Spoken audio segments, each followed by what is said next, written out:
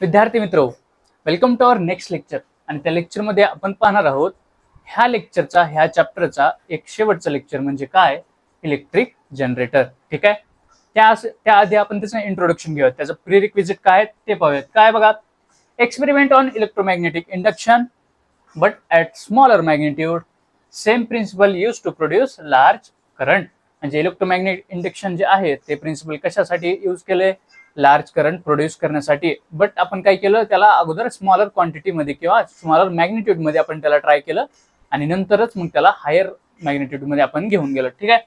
Here mechanical energy use to rotate current carrying coil in magnetic field.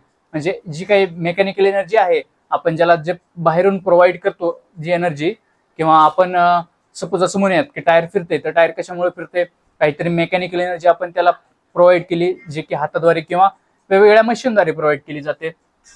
त्या mechanical एनर्जीद्वारे आपण काय केलं, rotate केलं काय, तो करंट कॅरिंग कॉइल, आणि त्यामध्ये इन मॅग्नेटिक फील्ड, आणि त्याद्वारे काय झालं, करंट लार्ज अमाऊंट मध्ये प्रोड्यूस झालं. ठीक आहे. Around axle to produce electricity. अशा प्रकारे आपण त्या अराउंड ऍक्सल त्याला फिरवलं आणि इलेक्ट्रिसिटी आपल्याला जास्त प्रमाणात पाहायला मिळाली. ठीक आहे. मग आपण पाहूया की इलेक्ट्रिक जनरेटर मध्ये एसी जनरेटर आणि डीसी जनरेटर काय काय होतं. ठीक आहे. बघा, ही असेंब्ली कशाची आहे, ही असेंब्ली आहे इलेक्ट्रिक जनरेटरची. ठीक आहे. यामध्ये कशा प्रकारे वर्क केलं जातं हे आपण समजून घ्या. आता ही ह्याच्यामध्ये आपल्याला समजून घ्यायची अरेंजमेंट किंवा ह्याची ओरिएंटेशन कशी होती. ठीक आहे. अशा प्रकारे आपण समजून घ्या. हे झाली ह्याची डायग्राम बघा, नॉर्थ टू साऊथ आहे. दोन मॅग्नेटिक फील्ड म्हणजे मॅग्नेटिक फील्ड त्यात ठेवण्यात आले, आणि मॅग्नेटिक कोणत्या फील्डमध्ये, कॉईल ठेवण्यात आली. सेम प्रकारे जशी मोटर होती त्याच प्रकारे नॉर्थ टू साऊथ ह्या मॅग्नेटिक फील्ड मध्ये आपल्याला कॉईल पाहायला मिळतो. ठीक आहे. त्याला काय जोडलंय, गॅल्व्हॅनोमीटर जोडले, आणि त्याच्यामध्ये करंट हे फ्लो होते. ठीक आहे. हे झालं ऍक्सल, हे झाले कार्बन ब्रशेस, आणि हे झाली काय, कंडक्टिंग रिंग. हिरव्या कलरची आहे ती कंडक्टिंग रिंग आहे, हे लाल कलरची कार्बन ब्रशेस आहेत, आणि त्यांनाच काय नाव दिले बघा, R1 आणि R2 नाव कोणाला दिले, कंडक्टिंग रिंगला, आणि कार्बन ब्रशेसला B2 B1 असं नाव देण्यात आलेलं आहे. ठीक आहे. ABCD kept between two pole pieces of magnet. म्हणजे हे जे दोन आहेत मॅग्नेट, जे पोलचे मॅग्नेटिक पोल आहेत, त्याच्यामध्ये हे ABCD ठेवण्यात आले. बघा, ABCD ठेवण्यात आले. Two ends conducting wire R1 and R2. म्हणजे बघा, हे जे R1 आहे आणि हे जे R2 आहे, हे काय झाले, कंडक्टिंग वायर्स आहेत, त्याच्यामध्ये आपल्याला ठेवण्यात पाहायला मिळाले. Both ring fixed at axle rotate by outside help. ठीक आहे. आता बोथ ह्या जे रिंग्स आहेत त्याला बघा, कंडक्टिंग रिंग्स आपल्याला कुठे पाहायला मिळाल्या, ऍक्सेलला फिक्स झालेले पाहायला मिळतात, आणि ते ऍक्सेल जे आहे ते बाहेरून जे काही एनर्जी आपण देतो, ते जे काही करंट देतो त्याद्वारे ते फिरतं. म्हणजे जी काही मेकॅनिकल एनर्जी आपण त्याला देतो ते मग तेव्हा फिरण्याचं काम करतं. मग जेव्हा फिरतं तेव्हा ABCD हे रोटेट होतं. बघा, ही जी कॉईल आहे ती अशी रोटेट व्हायला सुरुवात होते. ठीक आहे. स्टेशनरी B1 आणि B2 कनेक्टेड टू गॅल्व्हॅनोमीटर. पण हे जे B1 आणि B2 आहेत हे काय, कार्बन ब्रशेस आहेत, फिरते तर कंडक्टिंग रिंग. हे कार्बन ब्रशेस कसे आहेत, स्टेशनरी, आणि त्याच्यामुळे त्यांना काय होतं, ते जे आहेत ते गॅल्व्हॅनोमीटरला कनेक्ट केलेले आहेत. गॅल्व्हॅनोमीटर काय करतं, डायरेक्शन ऑफ करंट किंवा करंट किती आहे हे डिटेक्ट करण्याचं काम करतं. ऍक्सल रोटेट AB वरी जातो, CD खाली जातो. बघा, ही ऍक्सल जर रोटेट झाली, अशी जर ऍक्सल आहे, अशी जर झाली आता, तर ही AB साईड, ही ABCD असं समजू साईड. मग ही जर रोटेट झालं तर AB वरी आला आणि CD खाली गेला. ठीक आहे. ABCD क्लॉकवाईज टर्निंग, म्हणजे ते जर क्लॉकवाईज टर्न होत चाललं अशा प्रकारे, म्हणजे अशा प्रकारे ह्या इथे ह्या अशा डायरेक्शननं ते क्लॉकवाईज रोटेट होत चालले. According to Fleming's right hand rule. मग फ्लेमिंगचा राईट हँड जो रूल लागला होता त्याच्यामध्ये थंब आपल्याला सांगत होता कंडक्टिंग वायर जे आहे त्याचे डायरेक्शन, आणि तर्जनी जे सांगत होती ते काय सांगत होते, मॅग्नेटिक फील्ड, आणि हे जे मिडल जे फिंगर सांगत होता ते सांगत होतं डायरेक्शन ऑफ करंट. ठीक आहे. अशा प्रकारे जर तिथं फ्लेमिंग्स राईट हँड रूल लावला तर काय पाहायला मिळतं, electric current produced in branches AB आणि CD. AB आणि CD मध्ये जे इलेक्ट्रिक करंट प्रोड्यूस झालंय ते कसं झालंय, A टू B डायरेक्शन मध्ये, म्हणजे ह्या डायरेक्शनला प्रोड्यूस झाले, आणि C टू D डायरेक्शनला हे इलेक्ट्रिक करंट आपल्याला प्रोड्यूस झाला मिळालं. आणि एक्सटर्नल सर्किट मध्ये, म्हणजे जे हे सर्किट आहे जे गॅल्व्हॅनोमीटरला लावण्यात आले, त्याच्यामध्ये कसं B2 B1 अशा डायरेक्शन मध्ये हे इलेक्ट्रिक प्रोड्यूस झालेलं पाहायला मिळतं. ठीक आहे. प्रिव्हियसली आपण काय केलं, फक्त एकच कॉईल वापरली. ठीक आहे. म्हणजे एका कॉईलचा आपण विचार केला, एक कॉईल रोटेट करत होती नॉर्थ टू साऊथ ह्या मॅग्नेटिक फील्ड मध्ये, ह्या डायरेक्शन मध्ये जी मॅग्नेटिक फील्ड होतं त्या मॅग्नेटिक फील्ड मध्ये हे कॉईल ठेवण्यात आलं होतं, आणि त्या डायरेक्शन मध्ये हे रोटेट करत होतं. पण इन्स्टेड ऑफ वन कॉईल आपण जर सेव्हरल टर्न्स असलेला जर कॉईल ठेवला तर काय होईल हो, करंट तेवढ्याच टाइमने वाढल आणि तेवढ्याच टाइमने इंड्युस्ड करंट ही वाढल, म्हणजे आहे ना, असं आपण म्हणू शकतो, शुअरली आपण म्हणू शकतो. ठीक आहे.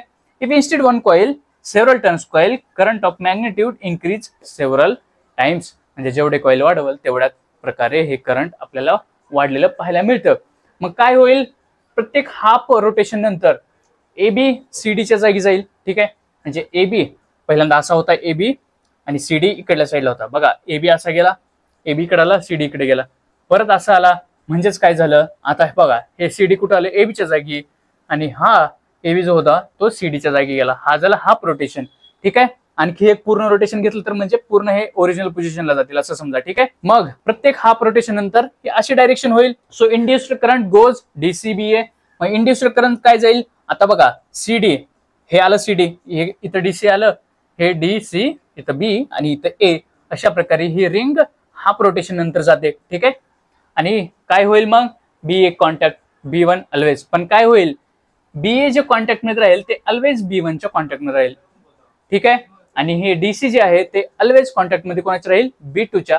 बी टू काय आहे, कार्बन ब्रश, कार्बन ब्रशेस आहेत ते फिक्स्ड आहेत आणि कंडक्टिंग वायर आहे ते थोडंसं रोटेट करण्याचं काम आपल्याला पाहायला मिळतं. ठीक आहे.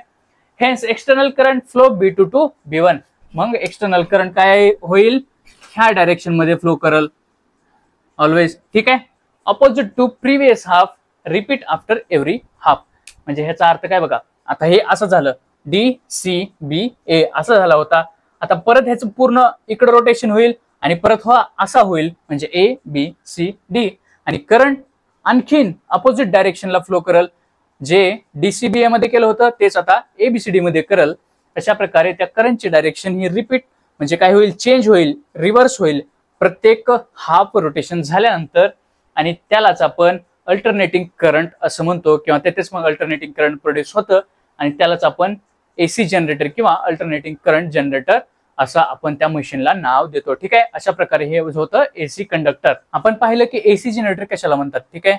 मग आता काय, डीसी जनरेटर म्हणजे काय, DC no change of external circuit. DC मध्ये काय होतं, एक्सटर्नल सर्किट काय चेंजेस होत नाही. म्हणजे ते करण्यासाठी मग आपण काय केलं, स्प्लिट रिंग जी होती त्याला कोणासोबत फिक्स केलं, ऍक्सल सोबत, जसं की मोटरमध्ये आपण त्याला केलं होतं. ठीक आहे. मोटरचं जर लेक्चर पाहिलं नसेल तर ते लेक्चर तुम्ही एकदा पाहून या, म्हणजे तुम्हाला कळेल की आपण त्याला कसं फिक्स केलं होतं. ठीक आहे. अशा प्रकारे आपण त्याला फिक्स केलं. So branch going up always contact one brush, म्हणजे जी ब्रांच वरती चालली आहे ती एका ब्रशला कॉन्टॅक्ट होईल आणि जी ब्रांच खाली चालली आहे ती ऑलवेज दुसऱ्या ब्रशला कॉन्टॅक्ट मध्ये असेल. आणि त्यामुळे काय होईल, करंट जे फ्लो होणार होतं ते ओनली एका डायरेक्शनला फ्लो होईल, म्हणजे ओनली वन डायरेक्शन मध्ये फ्लो होईल, आणि त्यालाच आपण डायरेक्ट करंट जनरेटर असं म्हणतो. ठीक आहे. हे झालं सोप्यातलं सोपं डायरेक्ट करंटचं. ठीक आहे. हा झाला एसी जनरेटर आणि डीसी जनरेटर मधला फरक. आता आपण पाहून घेऊयात की वेगवेगळे जे रूल्स होते, मॅक्सवेल्स रूल्स, फ्लेमिंग्स रूल, हे जे होते त्यांच्यामधला टोटल मधला डिफरन्स काय, ते 3 रूल आपल्याला पाहायला मिळाले. त्या 3 रूल मध्ये काय काय डिफरन्स आहे हे आपण पाहून घेऊयात. पहा, खूप साऱ्या विद्यार्थ्यांना काय कन्फ्युजन असतं, मॅक्सवेल्स राईट हँड म्हणजे काय, फ्लेमिंग्स लेफ्ट हँड म्हणजे काय, फ्लेमिंग्स राईट हँड म्हणजे काय. हे जे रूल्स आहेत, हे वेगवेगळे रूल्स आहेत, त्यामध्ये खूप साऱ्यांना कन्फ्युजन असतं. म्हणून आपण काय केलं, हे सर्वांना एकत्र घेऊन येण्याचं काम केलं. मग त्यामध्ये आपल्याला बघायचं त्याचे फीचर्स काय आणि त्याचे ऍप्लिकेशन काय, किंवा त्याचं म्हणजे कॉजेस काय, त्या डिफरंट रूल मध्ये त्याचा मिनिंग काय, असं काय होतं. ठीक आहे. फीचर मध्ये बघा, ऍप्लिकेशन मॅक्सवेल्स राईट हँडचं ऍप्लिकेशन काय आहे, find direction of magnetic field around current carrying straight conductor. जे स्ट्रेट कंडक्टर आहे करंट कॅरिंग, त्याच्या अराउंड मॅग्नेटिक फील्डचे डायरेक्शन ओळखणं हे मॅक्सवेल राईट हँडचं काम आहे. फ्लेमिंग लेफ्ट हँडचं रूल काय आहे, म्हणजे काय application, find direction of force on a current carrying conductor placed in magnetic field. जे मॅग्नेटिक फील्ड मध्ये करंट कॅरिंग कंडक्टर आहे त्याच्या अराउंड जी फोर्स आहे त्याला त्याची डायरेक्शन ओळखण्याचं काम हे फ्लेमिंग्स लेफ्ट हँड रूल करतो. फ्लेमिंग्स राईट हँड रूल काय करतो, मग find the direction of induced current when conductor moves in magnetic field. जर कंडक्टर मॅग्नेटिक फील्ड मध्ये मूव्ह होत असेल तर इंड्युस्ड करंट आहे त्याचे डायरेक्शन शोधण्याचं काम कोण करतं, फ्लेमिंग्स राईट हँड रूल. बघा, व्हॉट इट डिस्क्राइब, मॅक्सवेल काय डिस्क्राइब करतो, कॉज इलेक्ट्रिक करंट आहे आणि इफेक्ट काय त्याचा, magnetic field produce by that current, अशी ते डिस्क्राइब करण्याचं काम करतं. फ्लेमिंग लेफ्ट काय करतो, कॉज काय आहे, करंट आणि मॅग्नेटिक फील्ड, इफेक्ट काय, फोर्स किंवा मोशन, ते ओळखण्याचं काम करतं, डिस्क्राइब करण्याचं काम करतं. फ्लेमिंग राईट काय म्हणतो, कॉज काय आहे, मोशन आणि मॅग्नेटिक फील्ड आहे. इकडे काय होतं, करंट आणि मॅग्नेटिक फील्ड, इकडे काय, मोशन आणि मॅग्नेटिक फील्ड. इफेक्ट काय करतो, इंड्युस्ड करंटची डायरेक्शन ओळखण्याचं काम करतो, Fleming's right hand rule. Hand कोणकोणता यूज केला जातो बघा, बेसिक आहे त्याच्यामुळे ह्याला एवढं लक्षात नाही ठेवलं तर चालतं, पण डिफरन्स म्हणून लक्षात ठेवा, काय, राईट मॅक्सवेल मध्ये राईट हँड आहे, फ्लेमिंगच्या लेफ्ट हँड मध्ये लेफ्ट आहे आणि फ्लेमिंगच्या राईट मध्ये राईट आहे. ठीक आहे. नेक्स्ट काय मग बघा फीचर, नेक्स्ट फीचर काय आहे, थंब. थंब काय करतो मॅक्सवेल मध्ये, डायरेक्शन ऑफ करंट दर्शवण्याचं काम करतो. फ्लेमिंगच्या लेफ्ट मध्ये डायरेक्शन ऑफ फोर्स आणि फ्लेमिंगच्या राईट मध्ये डायरेक्शन ऑफ मॅग्नेटिक फील्ड दर्शवण्याचं काम करतं. ठीक आहे. फोर फिंगर काय करतात, कर्ल असतात कोणामध्ये, Maxwell right hand thumb rule मध्ये अशा कर्ल असतात. ते काय करतात, मॅग्नेटिक फील्ड दर्शवण्याचं काम करतात. फ्लेमिंग्स लेफ्ट हँड मध्ये काय करतं, मॅग्नेटिक फील्ड म्हणजे फोर फिंगर दर्शवण्याचं काम करतो. आणि फ्लेमिंग्स राईट मध्ये मॅग्नेटिक फील्ड म्हणजे same magnetic field Fleming left आणि राईट मध्ये मॅग्नेटिक फील्डच दर्शवण्याचं काम करतं बघा. आणि कुठं मॅक्सवेल राईट हँड मध्ये सुद्धा मॅग्नेटिक फील्ड दर्शवण्याचं काम करतं. हा काय झाला डिफरन्स, सेम झाला. ठीक आहे. पण मिडल फिंगर काय करतो बघा, मॅक्सवेल मध्ये मिडल फिंगर नसतात, ते कसं असतात कर्ल, सगळेच कर्ल असतात, त्याच्यामुळे मिडल फिंगरचा आपण इथं दिलेला नाहीये. फ्लेमिंग्स लेफ्ट हँड मध्ये काय करतं, डायरेक्शन ऑफ करंट दर्शवण्याचं काम करतं. इन केस ऑफ मोटर आपल्याला पाहायला ते मिळतं Fleming's left hand rule. Fleming's right hand rule मध्ये डायरेक्शन ऑफ इंड्युस्ड करंट आपल्याला मिडल फिंगर हा दर्शवताना दिसतो. तो कुठं जनरेटर मध्ये आपण यूज करतो बघा. प्रिन्सिपल काय प्रिन्सिपल, कोणत्या प्रिन्सिपल त्यावर करतात, Maxwell's right hand rule, relationship between electric current and magnetic field, त्यालाच आपण एम्पियर्स लॉ असं म्हणतो. फ्लेमिंग्स लेफ्ट हँड रूल कशामध्ये, force on current carrying conductor in magnetic field, त्यालाच आपण लॉरेंट्स लॉ असं म्हणतो. आणि फ्लेमिंग्स राईट हँड रूल मध्ये त्याचं प्रिन्सिपल काय, इलेक्ट्रोमॅग्नेटिक इंडक्शन, त्यालाच आपण फॅराडेज लॉ असं म्हणतो, जे की मायकेल फॅराडेने आपल्याला दिले होते. अशा प्रकारे हा चॅप्टर, हा इफेक्ट ऑफ इलेक्ट्रिक करंट हा चॅप्टर आपण संपवलाय. अशा प्रकारे या चॅप्टरची सांगता झाली आहे. त्यामुळे हे लेक्चर कसं वाटलं, काय वाटलं, त्यासाठी लाईक करा, शेअर करा, सबस्क्राईब करा. आणि लेक्चर सुधारवण्यासाठी आणखी काही सुधारणा करता येईल तेही कमेंटमध्ये मला सांगा. ठीक आहे. हसत खेळत राहा आणि अभ्यास करत राहा.